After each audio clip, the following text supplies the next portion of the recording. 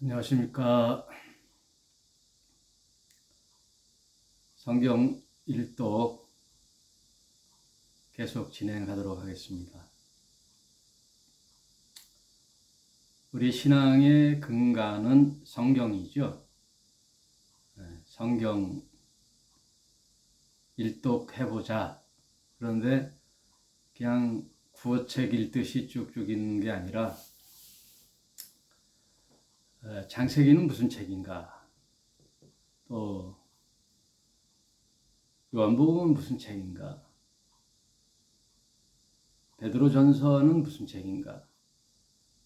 요한계시록은 또 어떤 내용인가? 이런 걸 대략적인 개관을 알아보고 그 중에 또 중요 말씀을 음미해 보면서 성경 일독을 통하여 성경 전체에 하나님께서 우리에게 바라시는 뜻과 내용이 무엇인가를 알아보고자 하는 거죠.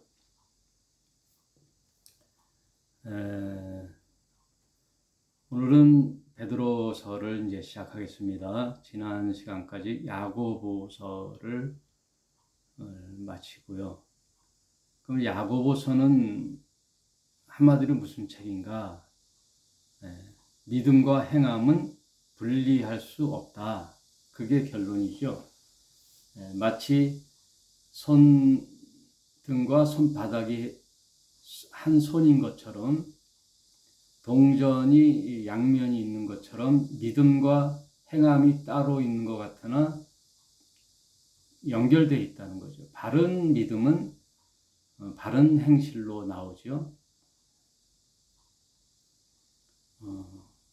이게 이제 순차적인 거죠.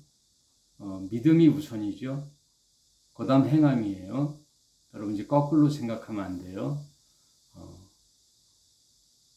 세상에선 또 양심적으로 도덕적으로 참 훌륭하게 사는 사람들이 있죠. 사랑을 실천하면서 이웃을 돌아보고 세계 평화를 위하여 헌신하고 이런 사람 인간적으로는 훌륭한 삶이지만 하나님 편에서 보면은 우선이 믿음이에요. 믿음이 없이는 하나님을 기쁘시게 못하나니. 그 히브리서에 바로 이어서 야고보서가 나오는 것은 또 그 바른 믿음은 또 바른 행실로 연결되죠.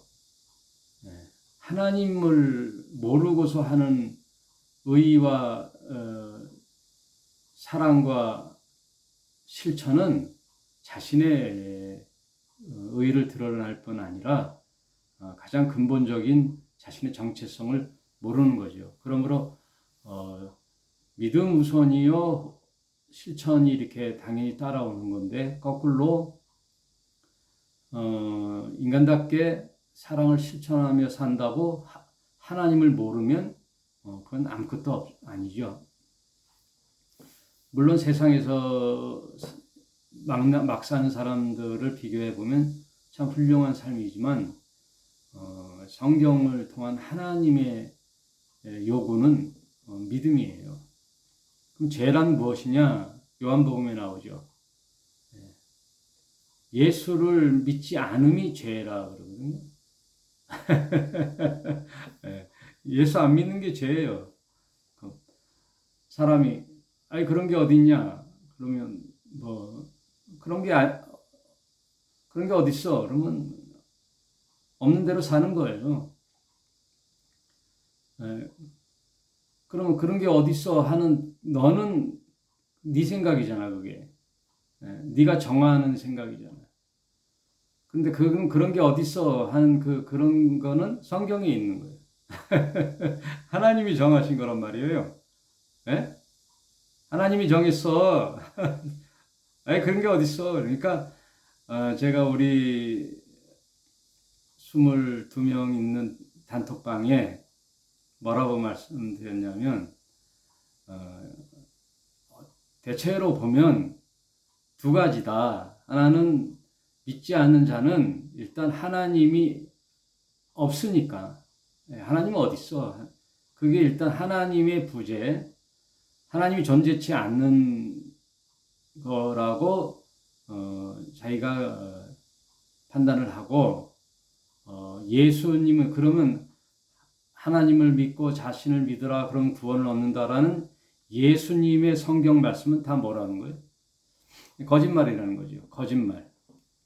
즉 믿지 않는 자는 첫째는 하나님 없고 그 하나님을 전하는 예수는 사기꾼이라는 거죠. 사기꾼. 예. 예수는 괜찮은 사람이야라고 얘기하지 마세요. 예. 그건 자신이 뭐 좀 예수의 말에 좀 도덕적으로, 윤리적으로 혹은 명상적으로 혹은 훌륭한 선생으로서의 대우를 한답시고 예수는 좋아라고 얘기를 할 수도 있지만, 그래서 의사나 변호사나 이렇게 그 사무실에 놀러 가면요, 책꽂이에는 성경이 꽂혀 있어. 성경은 책꽂이에 있단 말이에요. 그 말하자면은 하나의 명서로서, 하나의 고전으로서 있는 거지, 성경이 말하고자 하는 뜻에 전혀 관계가 없는 거다. 그 고상하게 자기는 품이 있고 고상한 척, 예수는 훌륭한 인류의 선생이야. 그래서 4대 성인 반열에 올려놓는 호의를 보이지만 그거는 다 자기 위장이고, 실제로 안 믿는다는 것은 예수는 사기꾼이라는 얘기예요. 그러면 반대로 신자는 뭐예요? 하나님이 계시고 예수는 하나님이 보내신 우리들의 구원자이시다, 주님이시다, 나의 주님이시다. 그러므로 내 생각대로 내 판단대로 살지 않고 예수님이 말씀하신 바 성경의 말씀대로 살겠습니다라는 편에 서는 자들이 신자예요. 아무튼 바른 믿음은 바른 실천의 삶과 연결된다. 행함이랑 연결되는 그런 내용을 야고보서에서 말씀했어요. 오늘은 이제 예수님의 수제자 베드로가 항상 문제였죠. 모든 예수님의 제안이나 결정적인 사건에는 베드로가 꼭 끼어 있어요. 베드로가 성질이 급하기 때문에. 그리고 그 예수님의 12제자 중에 내가 반장이야, 내가 수제자야라고는 하지 않았지만 대체로 그 12제자 중에 성질이 급하고 나서고 이렇게 또 12제자들이 리더라고 이렇게 따르는 사람이 베드로죠. 그래서 베드로가 성경에 나오지만 대체로 12제자의 의견을 종합해서 낼 때 베드로를 내세워요.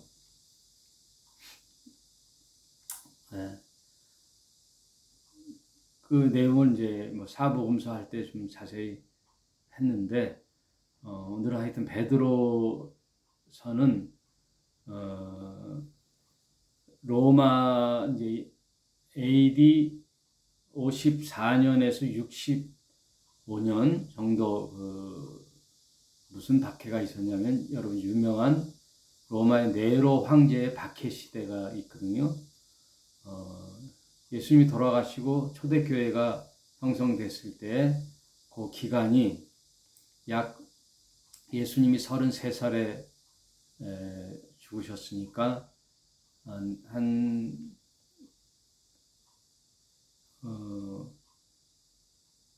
AD 313년 로마의 국교로 정하는 그 약 313년간, 그러니까 300년 가까이 초대교회가 극심한 박해를 받았어요. 그 요한이 반모섬에서 박해를 받을 때는 AD 한 100년, 그때는 도미티안 황제의 박해 시대고, 하여튼 로마 황제 네로와 도미티안 황제는 아주 기독교를 말살시키려는 아주 극심한 박해 시대에, 로마 황제의 박해 시대에 이 서신서를 썼어요. 도미티안 황제의 박해 시대 때는 요한이 요한계시록을 씀으로써 신자들에게 희망을 주는 거고, 많은 사람들이 요한계시록을 굉장히 어렵게 생각하고 두려움의 서신이라고 보는데 아니에요. 소망의 서신이에요. 요한계시록은 희망을 주는 거예요. 믿지 않는 자에게는 두려움을 주는 거지만 믿는 자들에게는 소망을 주는 거예요. 언제든지. 심판과 구원이 동시에 있는 거잖아요. 구원이 있다는 것은 구원의 상대적 개념이 심판이에요.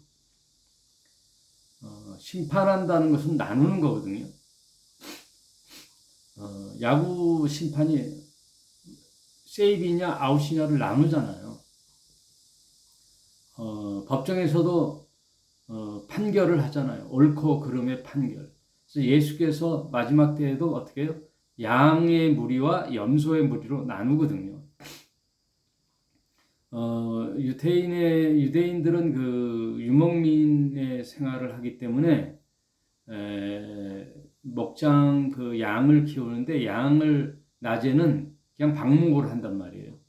들로 산으로 이렇게 방목을 시키면 저녁이 되면은 함께 거기서 풀을 뜯던 양과 염소가 무리지어 있다가 이제 우리로 들어올 때는 저녁 때는 나눠요. 왜냐하면 양은 그 염소는 뿔로 치봤기 때문에 양과 염소를 이렇게 분리를 시키는데 양과 염소를 나누듯이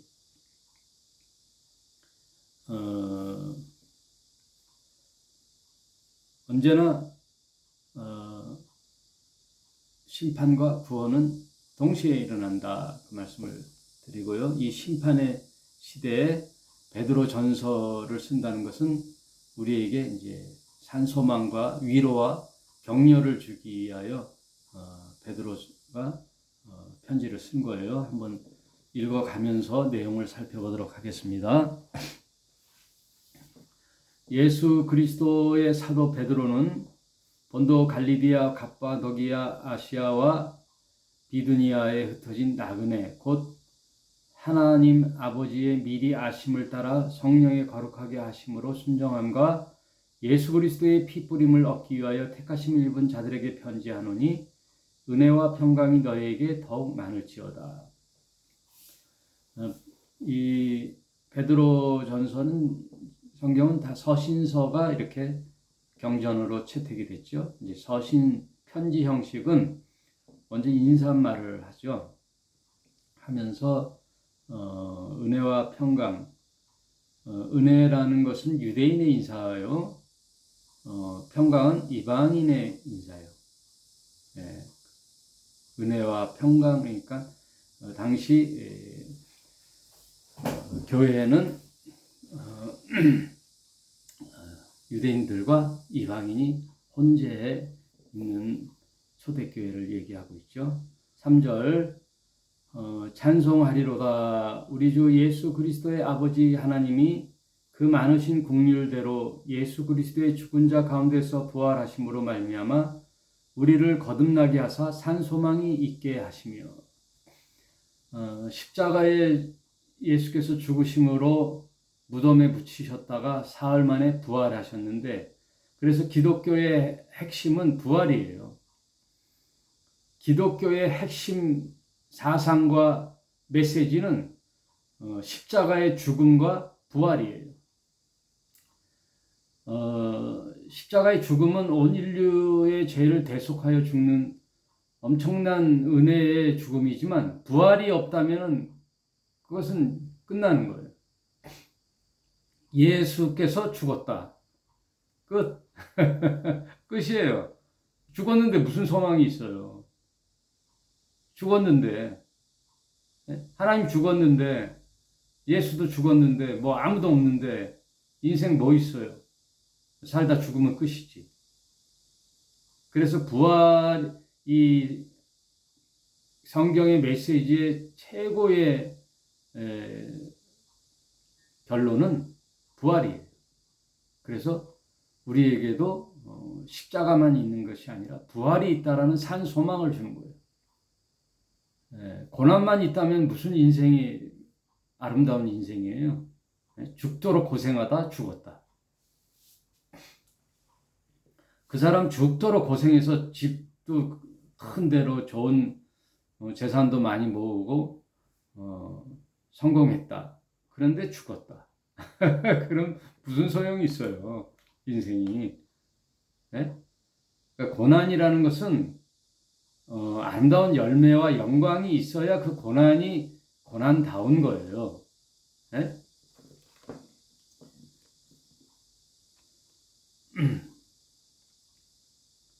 그래서 부활이야말로 우리에게 산 소망을 준다. 그런 희망의 격려의 메시지가 베드로서예요. 그 네로 현실은 엄청난 고난이죠. 네로 박해 시대 믿는다라고 얘기하는 자체가 죽음이니까, 고난이니까. 어디서 나 예수 믿는다, 예수가 나의 주님이다라는 것은요, 목숨 내놓고 하는 거예요.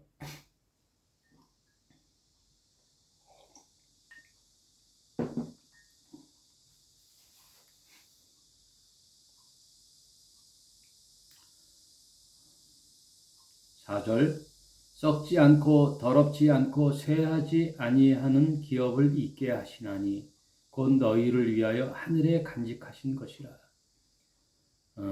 예수께서도 뭐라 그래요? 영은 살리는 것이요 육은 무익하다 그러거든요. 육은 썩는 거라 그러거든요.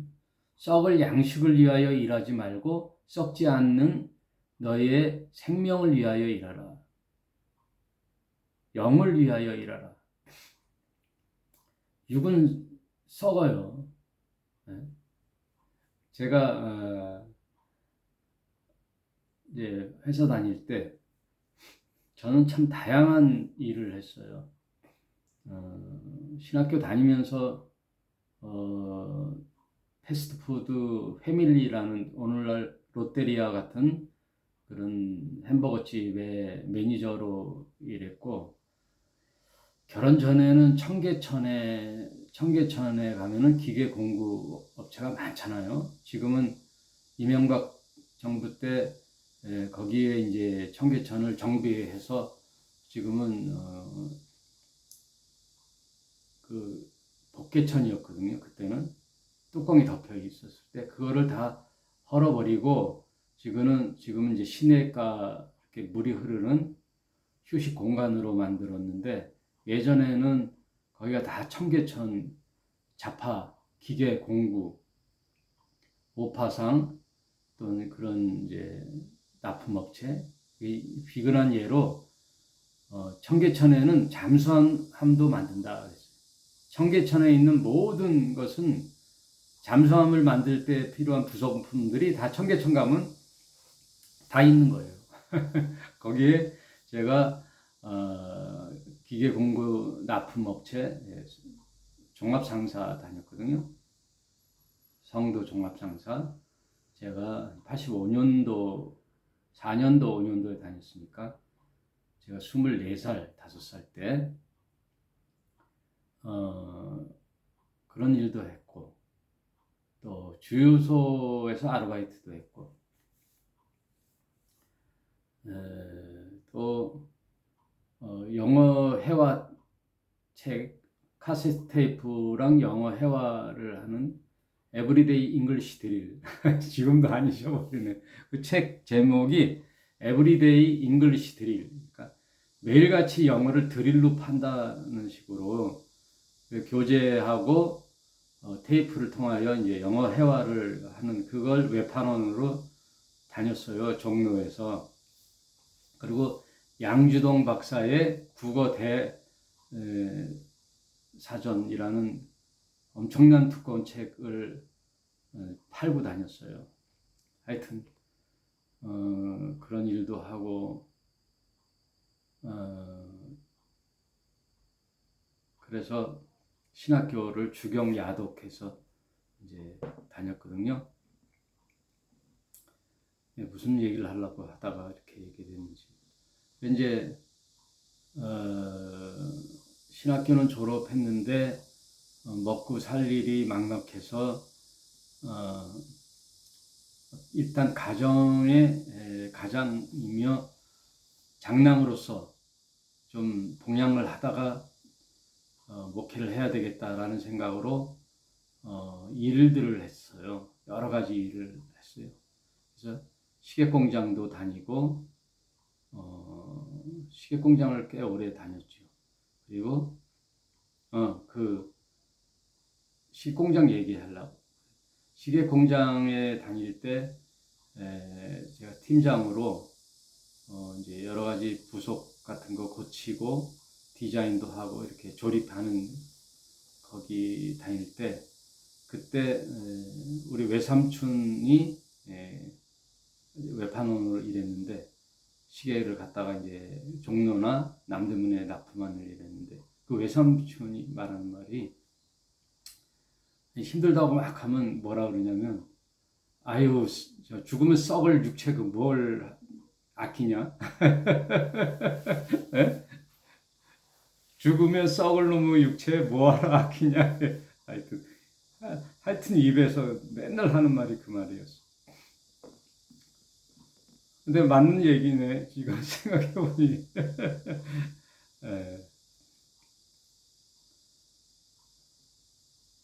4절에 썩지 않고 더럽지 않고 쇠하지 아니하는 기업을 있게 하자. 반대로 이 세상은 육체는 썩지요. 썩고 더럽혀지고 쇠하여지는 거지요. 그래서 흙에서 왔기 때문에 흙으로 돌아가리라. 오직 남는 건 우리 하나님이 우리에게 부어주신 우리들의 영혼이 하나님 앞에 나아가는데 그 썩는 육체가 변모하지요. 예수님이 우리들의 샘플이죠. 예수님이 십자가에 달려 죽었다가 사흘 만에 다시 살아서 부활하셔서 우리에게 보여주신 그 육체, 그 모양 그대로 승천하셨잖아요. 그럼 우리는 예수님의 신부요, 예수는 우리들의 맏아들이요, 우리들의 대제사장이기 때문에 예수님은 하나님 앞에 우리들의 모든 샘플링이에요. 샘플. 믿음도 샘플이요, 모양도 샘플이요. 하나님 나라 앞에 가는 것도 다 샘플이에요. 우리는 할 게 없어요. 예수님 품 안에 안긴 예수님과 연합된 생명체란 말이에요. 그래서 예수님처럼 되는 거란 말이에요.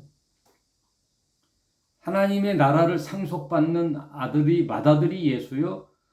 줄줄이 우리는 양자. 그 맏아들에게 붙어있는 양자들이란 말이에요. 그래서 우리도 하나님을 아버지라고 부르는 거란 말이에요.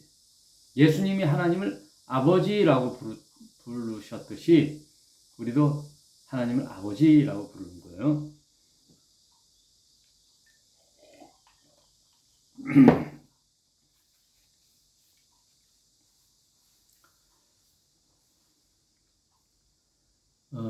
근데 썩지 않는 것이 하늘에 간직되어 있다는 거예요. 우리는 그걸 바라보는 산 소망으로 사는 거예요. 썩지 않고 영원히 사는 부활의 생명, 부활. 나는 부활이요 생명이니 나를 믿는 자는 죽어도 살겠고 죽어도 산다는 거예요. 살아서 믿는 자는 영원히 죽지 아니하리라. 예수님의 말씀이죠.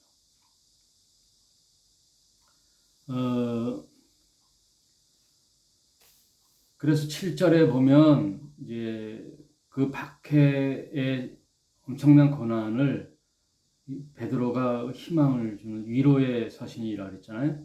너희의 믿음이 시련이 불로 연단하여 없어질 금보다 더 귀하여 예수 그리스도에 나타나실 때 칭찬과 영광과 존귀를 얻게 하려 하심이니라.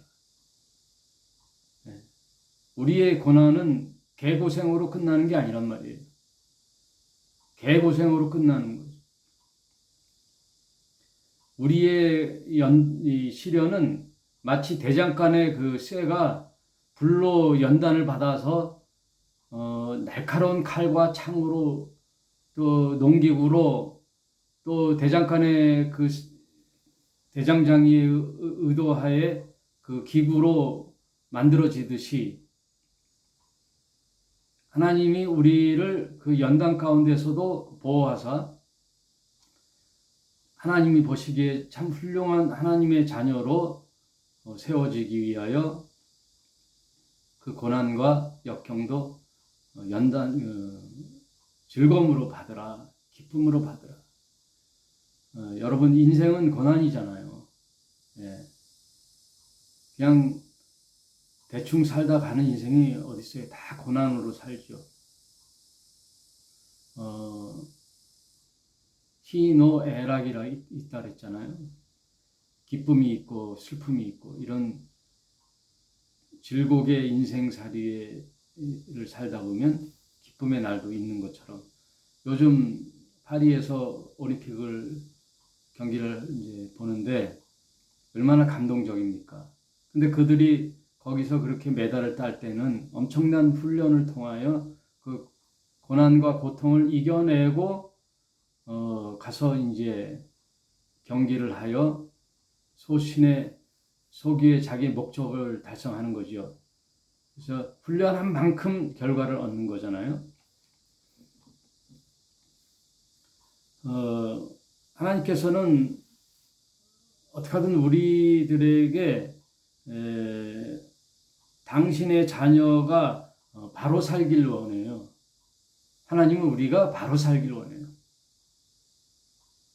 그거는 사랑으로 진리로 살기를 원하신단 말이에요. 성경 전체를 보면은. 그러면은 하나님께서는 우리에게 어떻게 살기를 원하느냐? 이 세상, 흑암의 세상에서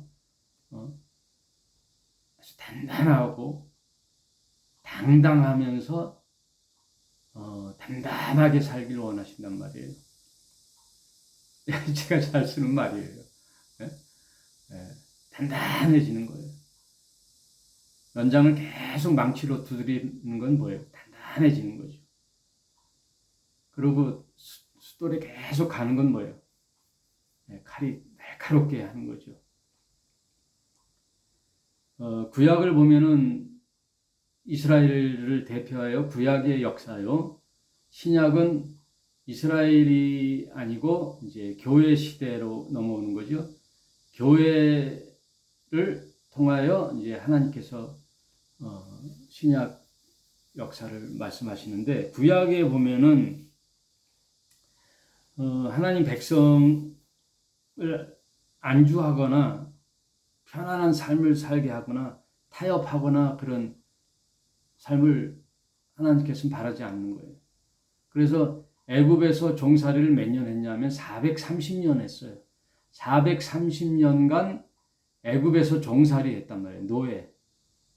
그러나 그들에게는 노예 근성이 있어가지고 그냥 일하고 밥 먹고 술 주면 술 먹고 고기 먹고 그냥 육체 만족으로 살았단 말이에요. 그러나 하나님은 그렇게 원치 않지요. 그 이스라엘 백성을 노예에서 끌어내어 광야의 삶을 통하여 하나님의 백성으로 단련시키기를 원하는 거예요. 그냥 육체 만족으로 그냥 육체로 노예로 살다가 가는 인생이 아니라 이스라엘 백성을 이제 430년간 하나님께서 이제 민족을 이뤘다는 거죠. 하나님이 이 땅에 하나님의 백성 만드는 나라를 세우기 위하여 이제 계획을 세우셨는데 그 아브라함의 자손들이 430년간 애굽에서 있을 때에는 민족을 형성하기 위한 거예요. 하나님 나라는 나라의 3대 요소가 있죠. 백성과 땅과 주권이 있잖아요. 그럼 주권은 하나님이요. 땅을 하나님이 예비하셨는데 그러면 뭐가 있어야 돼요? 백성이 있어야 되잖아요. 그럼 백성을 나라를 구성하기 위해서는 어느 정도 숫자가 있어야 되잖아요. 그래서 430년간 그 이스라엘 백성들이 자손을 번창하게 했단 말이에요. 그래서 이제 때가 돼서 430년을 끝으로 모세를 이 땅에 보내시어 모세를 통하여 이스라엘 백성을 구출해내는 거예요. 그럼 바로 가나안 땅에 가지 왜 광야를 돌게 하셨느냐? 그게 신명기에 나오잖아요. 신명기 8장 2절에 제가 가끔 인용하는 말씀이에요. 8장 2절 1절부터 볼게요. 내가 오늘날 명하는 모든 명령을 너희는 지켜 행하라. 그리하면 너희가 살고 번성하고 여호와께서 너희 열조에게 맹세하신 땅에 들어가서 그것을 얻으리라. 2절 내 하나님 여호와께서 이 40년 동안에 너로 광야길을 걷게 하신 것을 기억하라. 왜 그렇게 광야길을 40년이나 걷게 하셨느냐? 이는 너를 낮추시며 너를 시험하사 내 마음이 어떠한지 그 명령을 지키는지 안 지키는지 알려 하심이니라. 하나님이 이스라엘 백성이 정말 하나님의 백성으로서 단단히 서 가는지 안 가는지 40년 동안 연단한단 말이에요. 그 말은 쉽게 얘기해서 뭐냐면 430년간의 이스라엘 백성이 노예로 살았던 그 노예 근성이 있잖아요. 예? 노예. 뭐 창의적인 게 없어요. 꿈이 없어요. 그냥 하루 먹고 자고 일하고 먹고 자고 일하고 그냥 내 팔자는 이런가 보다. 내 인생은 이건가 보다. 이 생은 이게 끝이야. 그게 아니란 말이에요. 하나님의 백성은. 그 430년간의 노예 근성을 빼는 작업을 40년간 한단 말이에요. 40년간. 40년간 광야길을 도는 거예요. 같은 길을 계속. 그건 이스라엘 백성이 순종하는지 아닌지, 내 말을 듣는지 아는지 알아보려고 그렇게 하셨다라는 거예요. 그 연단한다는 거예요. 연단.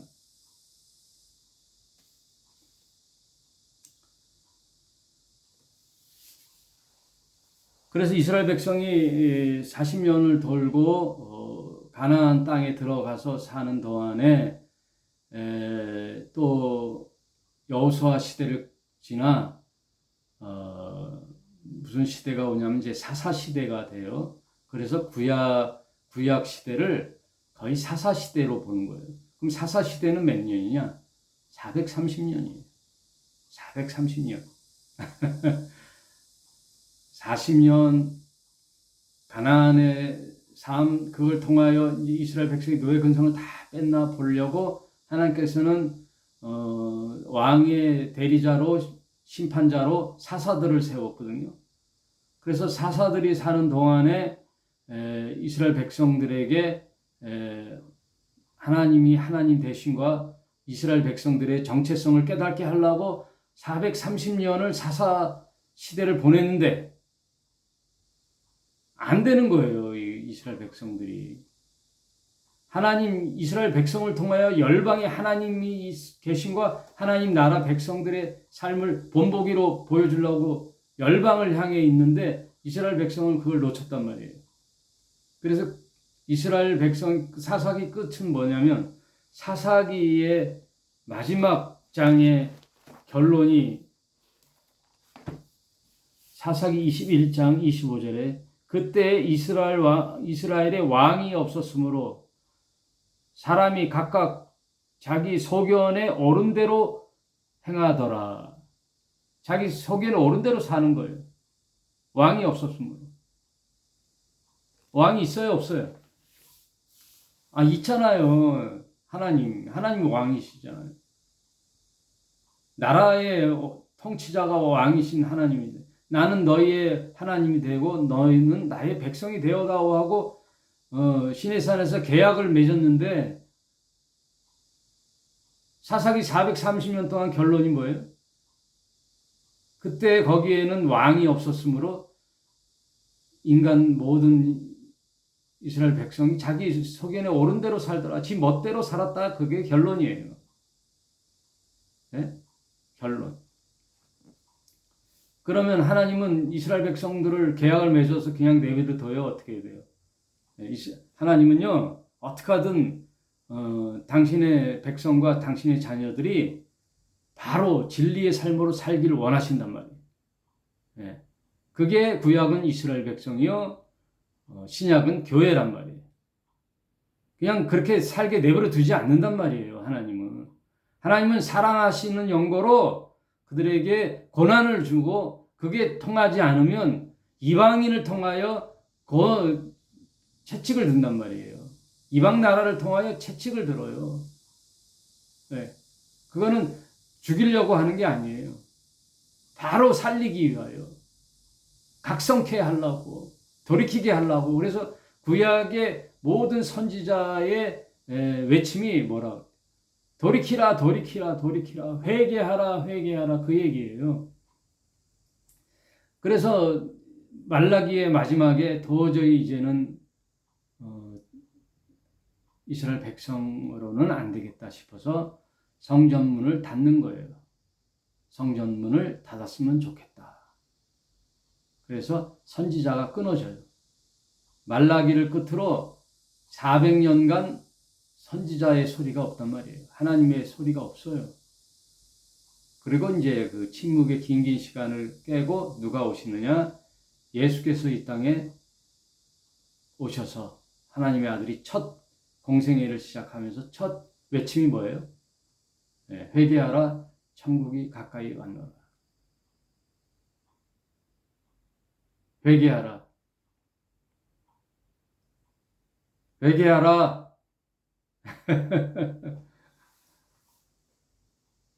회개하라. 회개하시오. 회개하시오. 저와 여러분 회개하십시다. 살 길은 회개예요.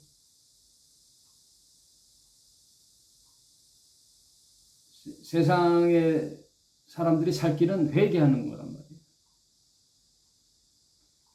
예수님은 참 좋은 4대 성인 중에 한 분이다. 소크라테스, 공자,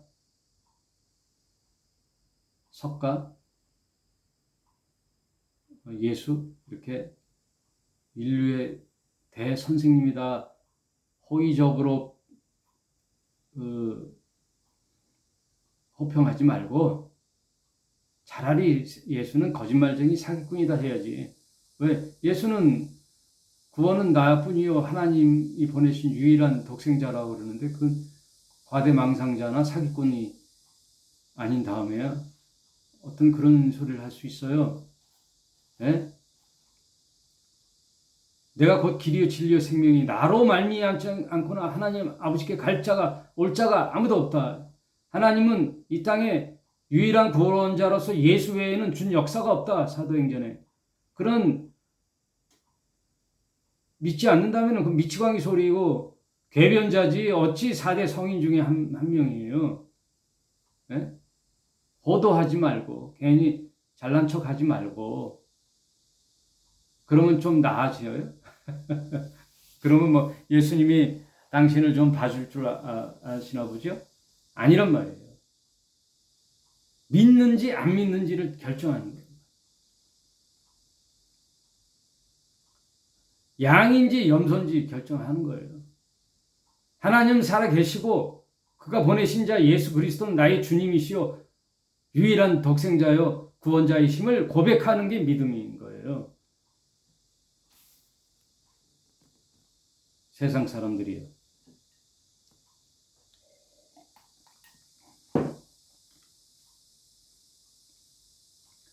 이제 신약에 와서는 교회인데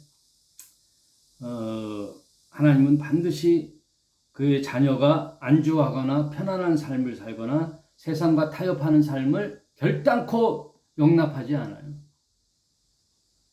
뭐 세상에서도 잘 나가고, 믿음 생활 교회 적당히 나가고, 교회 나가면 됐지 뭐. 11조 하면 됐지 뭐. 주일 성수하면 됐지 뭐. 그건 네 생각이고. 여러분 그렇게 생각하면 안 돼요. 예. 하나님은 나의 믿음을 결단을 촉구하시죠. 바른 믿음, 진리의 삶.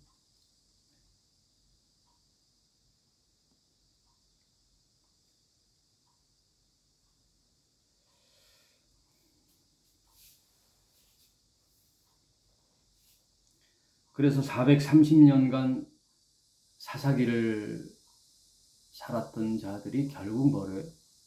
우리에게도 왕을 주소서 그러잖아요.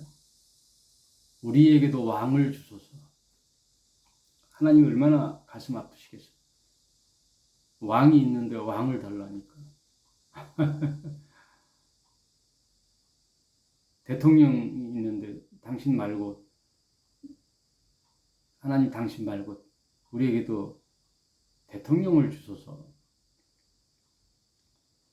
이스라엘의 파국의 시작이 그래서 사울을 초대 왕으로 세우긴 세우는데, 신약에 와서도 데칼코마니죠. 왕이신 예수께서 이 땅에 오셨는데, 왕이신 예수를 십자가에 못 박힌 현장에 유태인 대제사장, 하나님을 가장 잘 믿는다는 서기관 바리새인들, 이스라엘 백성들이 뭐라 그래요? 몰라요? 요한복음에 우리들의 왕은 가이사입니다 그러잖아요. 우리들의 왕은 하나님이다 그래야 되는데, 우리들의 왕은 예수라 그래야 되는데, 우리들의 왕은 가이사입니다. 어쩜 이렇게 똑같은지 모르겠어요. 사사기의 끝과 예수 시대의 마지막, 그래서 계속 결국 예수가 십자가에 달려 죽으시죠. 반복적인 인간의 역사지요.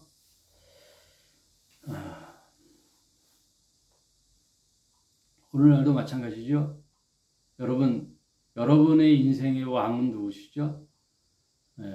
믿지 않는 자는 자신이 왕이 되어 사는 거죠.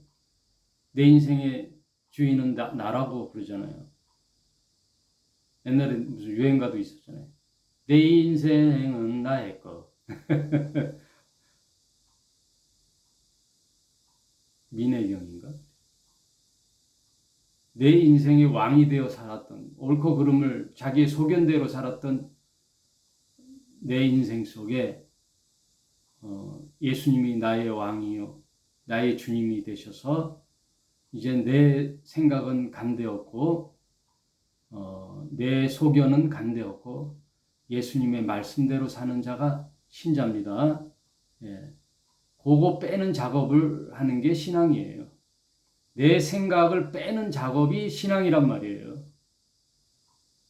여러분의 자기 생각을 빼는 게 신앙이란 말이에요. 내 소견에 옳은 대로 사는 거를 빼는 작업. 그래서 날마다 자기 십자가를 지고 자기를 부인하고 가는 삶, 이게 제자의 삶이에요. 명심하시길 바랍니다. 여러분. 그러면 이걸로 개고생하다 죽고 끝나는 인생이냐? 아니란 말이에요. 우리의 끝은 정금같이 나오는 욥기 끝에 나오죠.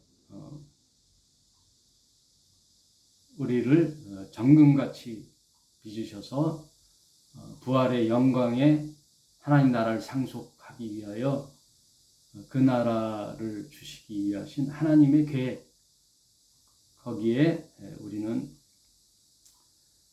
인내로서, 그래서 환난은 인내는 연단을, 연단은 소망을 이루는 줄 알미라라는 로마서의 말씀처럼 믿음으로 승리하는 저와 여러분이 되시기를 바랍니다. 베드로전서 첫 시간 오늘 여기서 마치겠습니다. 감사합니다.